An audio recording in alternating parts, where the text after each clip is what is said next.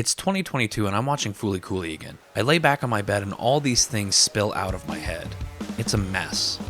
A younger me sits cross-legged on the floor of Corey, my old best friend, circa 2004's bedroom, while Toonami airs the last episode of this weird anime.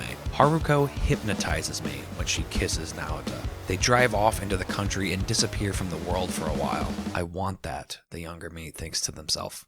It's 2020 and I'm making this video. There's a lot of emotions tied up in it, but it's hard to watch now. It doesn't feel true anymore. The gaps between that version of me and the me sitting here writing this feel impossible to traverse. This show, it's a pinpoint on the roadmap of my life. Though each stop I'm not at a different place, I'm at a different age. Different parts of the show stand out and reach me from these various road stops. I notice new things with each watch, and it's impossible to know which things are me changing or me just paying more attention. At this point, watching the show is watching that roadmap play through. At different points in my life, I've related to each of these characters, sometimes all at once. The show is entwined with me, part of my lore. I've been Naota as a kid. I've been his dad as a young 20-something, trying to be a writer, thinking about Evangelion too much. I've been Ninamori as a teenager and as an adult, struggling to understand what it means to be an adult and conflating my relationship with my parents as anything other than just that.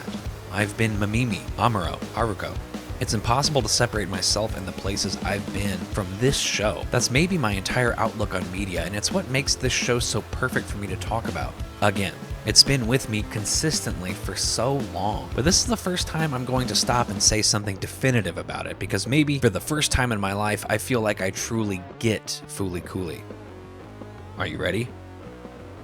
Fooly Cooly is a struggle with identity. More specifically, it's grappling with what you think other people want you to be. It's about boyhood in that Naota doesn't have a personality yet. He's just a kid. What he is what he thinks other people want him to be. He is defined solely by who he is with, not who he is as a person, because, and I think this is the part that spoke to me even when I was younger, Naota doesn't know who he is yet, or what he wants, or who he's meant to be. Naota is lost deep in the wasteland. It's 2016 and I'm in a relationship. It's a short one, thankfully, but longer than it should have been. Naota tells Mamimi that he loves her and knows she loves him too, and he sees finally in that moment that she is not living for herself. She was living for Naota's brother. She wasn't authentic to herself, and that reflects back his lack of self. He feels hurt, but knows that he was a fool, that he didn't really believe any of what he was saying. He was just performing. He just wanted so desperately for it all to be true, for him to have a purpose, even if that means settling into something that isn't him. Now, I didn't get to fight a giant alien when the relationship ended, but it still ended, and unlike in 2020, I did not grow horns. It's 2007, and Ninamori is aloof to the movements and problems of her parents, apathetic to the core. She's popular, got the lead role in the play, and she doesn't care what anyone thinks of her. Doesn't even care if her parents show up, which is fine, except that she's a liar. She gives a lot of fucks about all of those things. She manipulated her class vote to get the part she wanted in the play, and then lashes out when that information is revealed. On the night of the play, she stares at the seats where her parents should be. And most importantly of all, she wears fake glasses to appear smarter, cooler, older, something. I mean, she looks us dead in the eye at the end of her episode and says to us, "They're fake."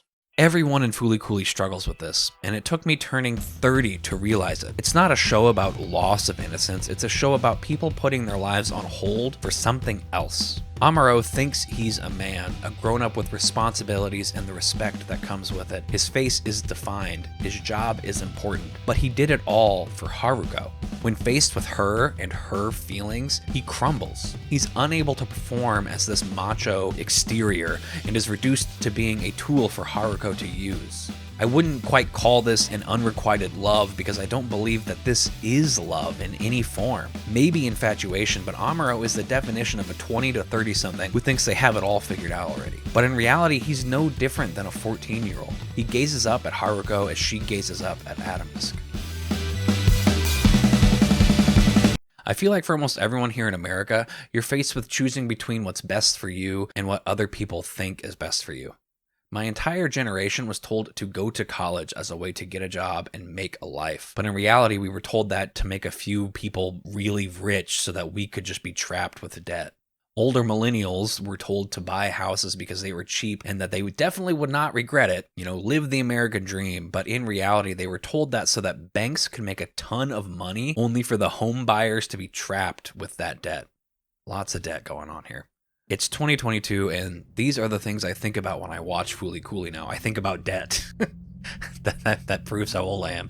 I'm thinking about myself for maybe the first time in my life. I'm 30 years old, looking back at the tangle of my past and trying to find the places where I made decisions that affected my entire life based solely on how other people would think of me. Fooly Cooley is a show about authenticity, about escaping the wasteland and being your authentic self. And it shows us this through all of its characters.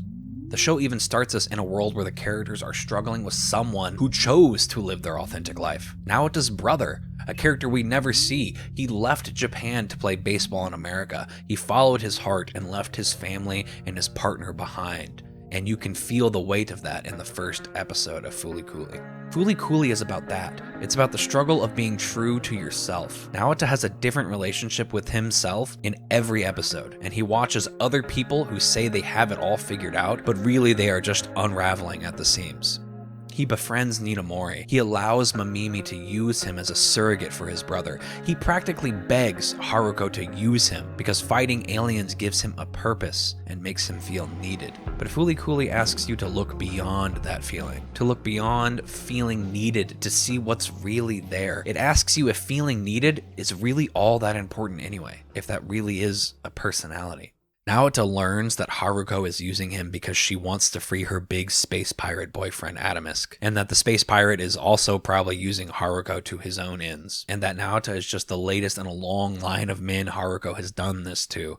And despite this, Naota chooses to love her. He flies towards her with the power of God and anime on his side, and decides to kiss her instead of fight.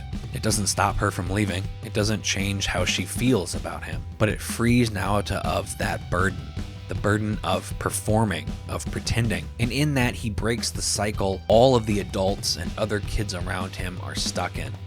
He brings an end to the wasteland. It's 2003, and I'm in the 6th grade. My best friend in the whole world at the time, Chelsea, made me a bracelet and asked me if I'd wear it. I said yes, because I liked her, and the bracelet was cute. No one had ever bought me jewelry before, let alone handmade me something. So I wore it all day until my mom came to pick me up, at which point she said, "Why are you wearing that bracelet? I don't want people thinking my son is gay." And I don't think I wore anything of the sort since. As much as I've wanted to, as much as I have come to terms with being queer, as much as I've realized that no, I am not a son, I am something else, that thing she said still stuck with me. I don't want people thinking my son is gay. For wearing a bracelet. It's ridiculous, frankly, and the fact that I have let it control me for such a long time should be a crime. I deserve reparations for it. I deserve to wear 19 years worth of jewelry and makeup for that lost time. It's 2022 and I'm watching Fooly Cooley again. All the other me's sit on the bed with me as I do, but it's not the same show it was before. I don't even remember what the show used to be about, to be honest with you. But now it's about me. It's about being honest with myself. Listening to what other people want my life to be has done nothing but harm. And I think what Fooly Cooley has taught me on this long road trip is that listen to your heart and the rest just might sort itself out.